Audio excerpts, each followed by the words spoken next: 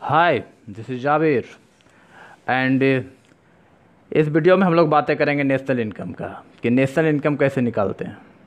National income क्या होता है, किसी भी एक देश का जो राष्ट्रीय आय होता है वह क्या है एंड कितने तरह से इसे हम लोग निकाल सकते हैं, कितने तरह से हम लोग नेशनल इनकम को कैलकुलेट कर सकते हैं।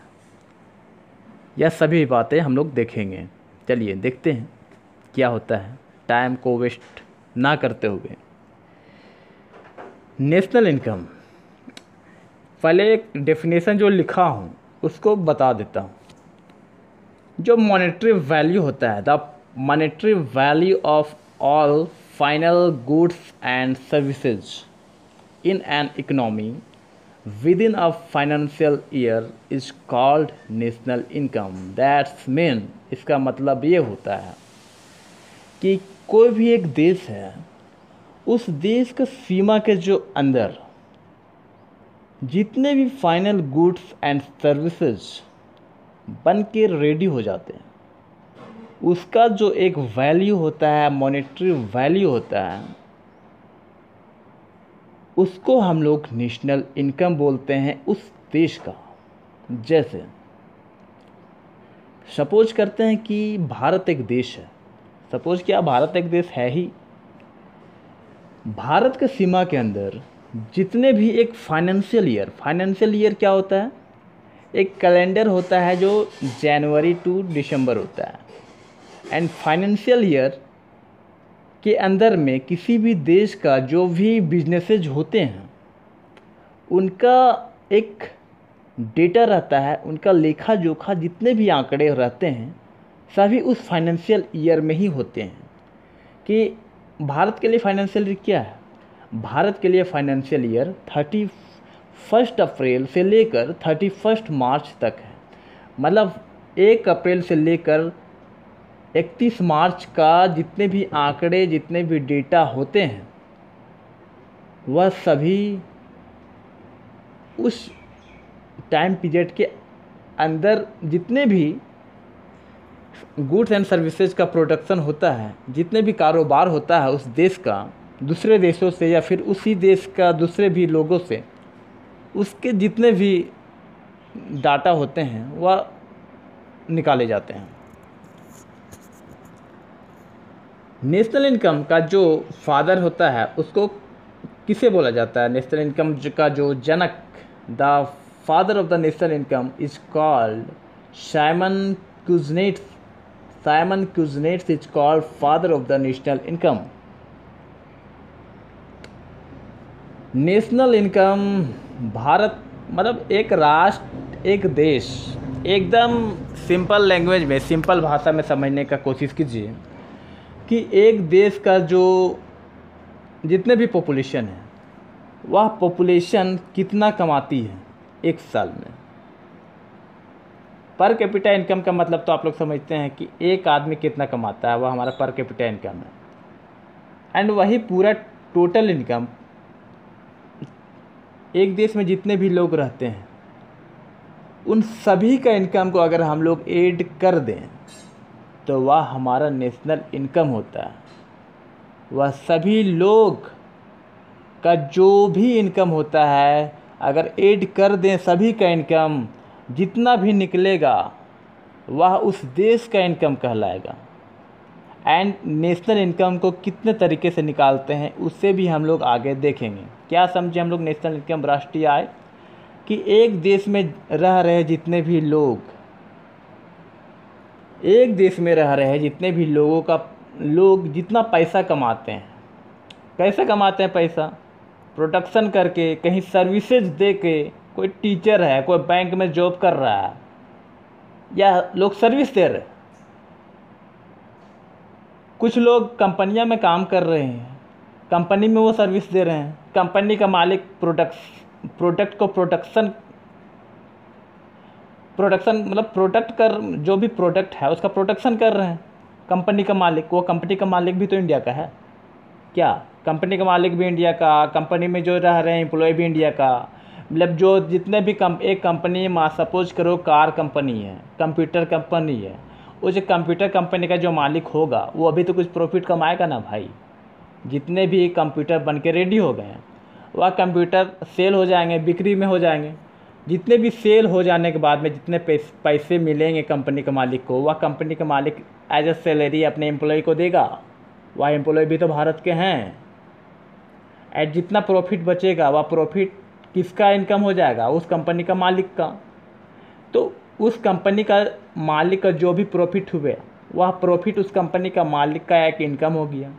आज जितना भी सैलरी वह अपना एम्प्लॉय लोग को दिया वह भी तो उन लोग एम्प्लॉय लोग का इनकम हो गया। तो इस तरह करके एक देश के लोग का जो भी इनकम होता है सभी का इनकम को अगर जोड़ दिया जाए तो वह उस देश का नेशनल इनकम होता है। समझ में आया? एंड यह कैसे निकाला जाता है? मतलब एक देश के अंदर हो रहे गुड्स का प्रोडक्शन या फिर सर्विस देकर कोई भी काम कर रहा है, सभी का जो एक फाइनल गुड्स फाइनल वैल्यू होता है। जैसे कोई भी एक मजदूर ही काम कर रहा है, सर्विस दे रहा है, आके मजदूरी करके ही तो अपना काम कर रहा है, वो फाइनल एकदम काम करके रेडी कर दिया, आपका काम तैयार कर दिया, फाइनल कर दिया, आपका काम को तो रेडी कर दिया, फाइनल सर्विस दे दिया। तो फाइनल सर्विस वह फाइनल सर्विस दिया, उसके बाद में आप उसका सर्विस का जो वैल्यू होगा कितने पैसे दोगे? 350 रुपया है आज का डेट में। एक मजदूर का हाजिरी, एक मजदूर का एक दिन का हाजिरी 350 रुपया। तो एक मजदूर अगर एक दिन का पूरा सर्विस दे रहा है तो एक दिन का पूरा सर्विस का फाइनल पैसा कितना होगा? 350 रुपया। तो इस तरह से जितने भी लोग फाइनल सर्विस दे रहे हैं एंड जितने भी लोग गुड्स का प्रोडक्शन कर रहे हैं, इस तरह से लोग पैसे कमाते हैं।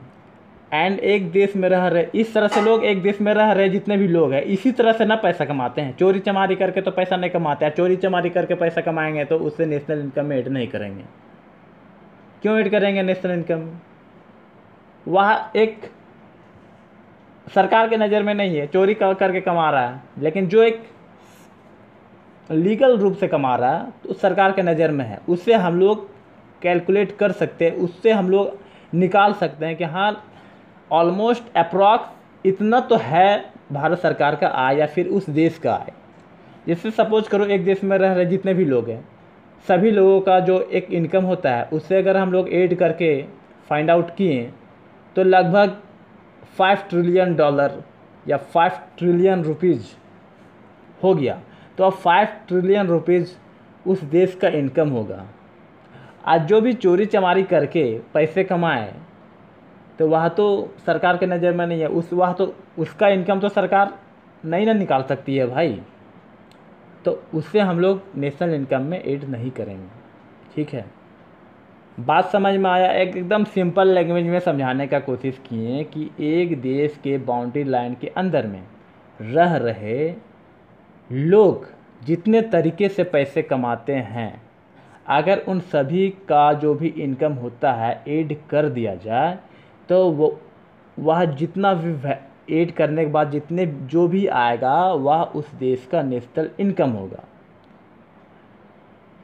लोगों को पैसा कब मिलता है? जब वह फाइनल सर्विस दे देता है। फाइनल एक सर्विसमैन है, उसे एक कंपनी में काम कर रहा है तो सर्विसमैन को तो एक मंथ में ही पैसे मिलेंगे ना। तो एक मंथ में वह जितना सर्विस दिया, एक मंथ का सर्विस का उसका जितना भी सैलरी बनता है उस सभी जोड़ा जाता है। वही होता है हमारा एक फाइनल सर्विस का जो मॉनेटरी वैल्यू होता है। एक और जो एक मान लो कि कार कंपनी एक कार बना दिया, फाइनल कार बन के रेडी हो गया, वह कार जितना में बिकेगा वही पैसा उस कार का मालिक का होगा। तो वह कार का मालिक भी तो इंडिया का है, उस देश का है। ओवरऑल समझाने का कोशिश किया, समझ गए हैं कि नेशनल इनकम क्या है। सिंपल लैंग्वेज में किसी भी देश में जितने भी लोग रहते हैं और जितने भी लोग रहते हैं, सपोज करो जितने भी लोग रह रहे हैं एंड पैसे कमा रहे हैं और उन पैसों का उपयोग सरकार कर सकती है उसे नेशनल इनकम बोलेंगे, ना कि उस देश में रह रहे दूसरे देश की कंपनियां का पैसा को नेशनल इनकम में इंक्लूड नहीं करेंगे। वह उस देश का नेशनल इनकम में, उसके देश के नेशनल इनकम में इंक्लूड होगा, इस देश के नेशनल इनकम में नहीं। तो नेशनल इनकम को रिलीज कौन करता है? सेंट्रल स्टैटिस्टिक्स ऑफिस CSO द्वारा नेशनल इनकम को जारी किया जाता है। नेशनल इनकम को कैलकुलेट करने के लिए, नेशनल इनकम को मेजर करने के लिए 4 तरीके हैं। एक GDP होता है, एक GNP, NDP एंड NNP। चलिए बातें करते हैं GDP का। ग्रोस डोमेस्टिक प्रोडक्ट, प्रोडक्ट होता है, प्रोडक्ट से लिखा गया है, माइंड नहीं करना है, खास करके हमारे गौतम भाई। Gross domestic product, it's mistake of typing, products हो गया है। GDP आप समझिए, ठीक है। Gross domestic product, national income तो समझा दिए किसे बोलते हैं। अब देखते हैं कि नेशनल इनकम को कितने तरीके से हम लोग निकालते हैं। एक तरीका है ग्रोस डोमेस्टिक प्रोडक्ट। भैया ये ग्रोस डोमेस्टिक प्रोडक्ट क्या होता है, चलिए इसको समझते हैं। The market value of new final goods and services in an economy within a financial year is called gross domestic product. मतलब किसी भी देश का सीमा के अंदर एक देश है, उस देश का जो बाउंड्री लाइन होता है, वह बाउंड्री लाइन के अंदर जितने भी फाइनल गुड्स बन के या फाइनल गुड्स या सर्विसेज का जो भी प्रोडक्शन होता है, ध्यान देने वाली बात है फाइनल गुड्स, ना कि वह प्रोडक्ट में काम अभी बाकी है, वह नहीं जो बन के रेडी हो गया। जैसे भारत के लिए क्या, 1 अप्रैल से लेकर 31 मार्च तक, 1 अप्रैल से लेकर 31 मार्च तक जितने भी प्रोडक्ट या सर्विसेज फाइनल हो गए, रेडी हो गए, उन्हीं को हम लोग इंक्लूड करेंगे। उन्हीं का जो मॉनेटरी वैल्यू होता है, उन्हीं को हम लोग ग्रोस डोमेस्टिक प्रोडक्ट में इंक्लूड करेंगे, ठीक है। एंड ऐसा नहीं है कि हम क्या लिखें, न्यू फाइनल गुड्स, मतलब एक गुड्स जो 1 अप्रैल से बनना स्टार्ट होगा, या न कि वह जो गुड्स है वह पिछले साल आधा बना था एंड फिर बाद में 1 अप्रैल जो हम लोग करंट फाइनेंशियल ईयर के बारे में बात करेंगे, उस फाइनेंशियल ईयर में वह रेडी हो गया। ऐसा नहीं है। एक सर्टेन टाइम पीरियड, मतलब एक फाइनेंशियल ईयर, वह एक सर्टेन टाइम पीरियड आपका तिमाही भी हो सकता है, छमाही भी हो सकता है एंड 1 साल का भी हो सकता है। तो हम लोग 1 साल के बारे में ही बात करेंगे। फाइनेंशियल 1 साल, 1 अप्रैल से लेकर 31 मार्च के बीच में जितने भी नए प्रोडक्ट्स बने एंड जितने भी सर्विसेज दिए गए, उन सब का जो मॉनेटरी वैल्यू हुआ, उन सब का जो मार्केट प्राइस हुआ। सपोज करो कि कोई एम्प्लॉय सर्विस दे रहा है, उसका जो सर्विस का जो प्राइस है मार्केट में, वह प्राइस एंड जो प्रोडक्शन हुआ कोई भी प्रोडक्ट का, उसका प्राइस जो मार्केट में है, मार्केट वैल्यू, उसको हम लोग ग्रोस डोमेस्टिक प्रोडक्ट में इंक्लूड करेंगे। 1 साल के अंदर किसी भी देश का सीमा के अंदर फाइनल गुड्स एंड प्रोडक्ट बन के जो रेडी हो गए हैं, उनका जो मॉनेटरी वैल्यू होता है, उसको हम लोग ग्रोस डोमेस्टिक प्रोडक्ट में इंक्लूड करेंगे। एंड ग्रोस डोमेस्टिक प्रोडक्ट, एक बात और, हम लोग नेशनल इनकम में क्या बोलें कि एक देश के सीमा के अंदर जो दूसरे देश के जो कंपनियां हैं, उसका जो इनकम है, उसको हम लोग नेशनल इनकम में इंक्लूड नहीं करेंगे। बट ग्रोस डोमेस्टिक प्रोडक्ट में एक देश का सीमा के अंदर में अगर दूसरा देश अगर वहाँ अपना गुड्स या प्रोडक्ट का प्रोडक्शन कर रही है, तो उसको हम लोग GDP में इंक्लूड करेंगे। GDP डिफरेंस क्या, GDP एक भेदभाव नहीं करता है एक अपने देश के नागरिक और दूसरे देश के नागरिकों द्वारा जो भी प्रोडक्ट्स बनाए जाते हैं उसमें। मतलब GDP में हम लोग एक देश के नागरिक के द्वारा दिए गए सर्विस या फिर बनाए गए प्रोडक्ट एंड दूसरे देश के नागरिकों के द्वारा भी दिए गए एंड सर्विस एंड प्रोडक्ट्स को भी हम लोग ग्रोस डोमेस्टिक प्रोडक्ट में इंक्लूड करते हैं। क्या समझे? ग्रोस डोमेस्टिक प्रोडक्ट एक देश के सीमा के अंदर रह रहे हैं, उस देश के लोग एंड दूसरे देशों के लोगों के द्वारा भी दिए गए सर्विस एंड जो बनाए गए जो फाइनल गुड्स होते हैं उनका जो मॉनेटरी वैल्यू होता है एक फाइनेंशियल ईयर के अंदर के बारे में बात कर रहे हैं, उसको हम लोग ग्रॉस डोमेस्टिक प्रोडक्ट बोलते हैं। ठीक है, उसको हम लोग ग्रॉस डोमेस्टिक प्रोडक्ट के अंदर ले आते हैं। एक ध्यान देने वाली बात यह है कि ग्रॉस डोमेस्टिक प्रोडक्ट के अंदर सिर्फ आप लोग जो मैप में देखते हैं, जो एक देश का जो बाउंड्री लाइन है वही हम लोग इंक्लूड नहीं करेंगे। इकोनॉमी का भाषा में हम लोग ग्रॉस डोमेस्टिक प्रोडक्ट में हम लोग एक इकोनॉमिक लाइन मतलब डोमेस्टिक लाइन अलग होता है, एक आर्थिक जो बॉर्डर होता है वो अलग होता है। हमारा जो आर्थिक बॉर्डर जो इकोनॉमी बॉर्डर होता है वो दूसरे देशों में भी हो सकता है। जैसे दूसरे देशों में भी हमारे एम्बेसी होते हैं, जैसे भारत का एम्बेसी दूसरे देश में है, जैसे अमेरिका में भारत का एम्बेसी है। तो अमेरिका में जो भारत का एम्बेसी है वह जितना क्षेत्र वहाँ एक्वायर किया हुआ है उस क्षेत्र के अंदर जितने भी फाइनल गुड्स एंड सर्विसेज का जो भी मॉनेटरी वैल्यू होंगे वो भी भारत के ग्रॉस डोमेस्टिक प्रोडक्ट में इंक्लूड किए जाएंगे। एंड एक और बात और कि भारत के अंदर जितने भी दूसरे देश के जो एम्बेसी आएंगे, दूसरे देश का जो एम्बेसी जितना क्षेत्र एक्वायर किए हुए रहेंगे भारत में, उस क्षेत्र के अंदर तैयार किए गए फाइनल गुड्स एंड सर्विसेज का जो मॉनेटरी वैल्यू होगा उसको हम लोग जीडीपी में इंक्लूड नहीं करेंगे। समझ में आया? बारे में बातें कर रहे हैं ग्रॉस नेशनल प्रोडक्ट जीएनपी क्या होता है। जब हम लोग जीडीपी में, जीडीपी तो समझा दिए, समझाने की फिर से ज़रूरत नहीं है।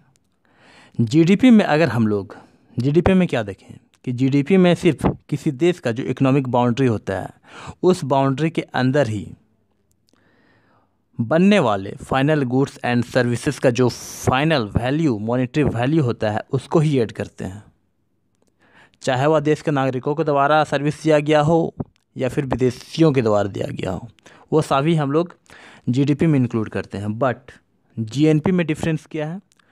जीएनपी में हम लोग देखते हैं कि सिर्फ यहाँ बाउंड्री लाइन से मतलब नहीं है, यहाँ मतलब है उस देश के नागरिकों के द्वारा, चाहे वह उस अपने देश के अंदर सर्विस या गुड्स का प्रोडक्शन कर रहे हैं या फिर विदेशों में कर रहे हैं। जीएनपी में क्या है कि कोई भी आदमी, किसी देश का कोई भी नागरिक अगर विदेश में भी अपनी कंपनियां लगाए हुए हैं, वहाँ भी पैसे कमा रहे हैं, तो वो जो पैसे हैं जो अपने देश भेजते हैं उन पैसों को भी हम लोग मतलब जिस देश का जो जीएनपी निकालेंगे उस देश का जीडीपी में हम लोग ऐड करेंगे। मतलब अगर हम लोग भारत का जीएनपी निकाल रहे हैं तो भारत का जीडीपी जो रहेगा उस जीडीपी में क्या देखें कि देश के नागरिकों एंड विदेशियों के द्वारा, दोनों के द्वारा प्रोडक्शन करने वाले चाहे वो गुड्स हो या फिर सर्विसेज हो, उनका जो फाइनल वैल्यू होता है उनको हम लोग इंक्लूड करते हैं। बट अगर हम लोग जीएनपी निकालेंगे तो जीएनपी में हम लोग जिस देश का जीएनपी निकालेंगे उस देश में विदेशी कंपनियों के द्वारा जो भी इनकम कमाए जाते हैं उन इनकम को माइनस करेंगे जीडीपी में। एंड विदेशों में जो उस देश के नागरिक जो विदेशों में रह रहे हैं एंड कमाई कर रहे हैं, चाहे वो फैक्ट्री लगा के कमा रहे हैं या फिर वहाँ जाके अपना सर्विस दे के कमा रहे हैं, उनके इनकम को जो इस देश में भेजे जा रहे हैं, जितने भी पैसे भेजे जा रहे हैं उनको जीडीपी में इंक्लूड करेंगे, ऐड करेंगे, वह हमारा जीएनपी हो जाएगा।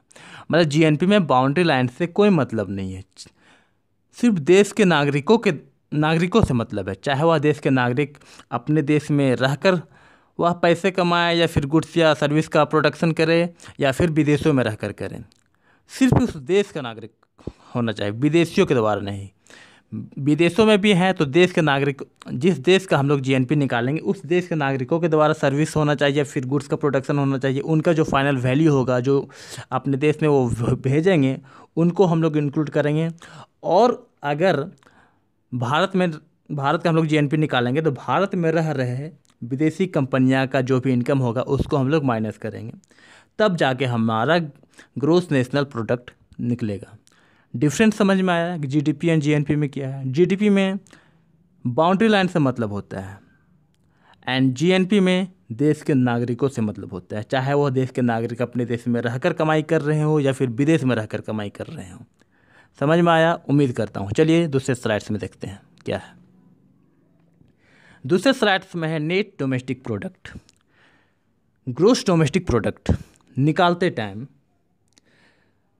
सपोज करो कि कोई भी गुड्स हम लोग बनाते हैं, तो कोई भी सामान अगर हम लोग कोई भी सामान का प्रोडक्शन करते हैं, कोई भी प्रोडक्ट का प्रोडक्शन करते हैं, तो उसमें तो कुछ टूट फूट होते ही है, कुछ नुकसान तो होता ही है।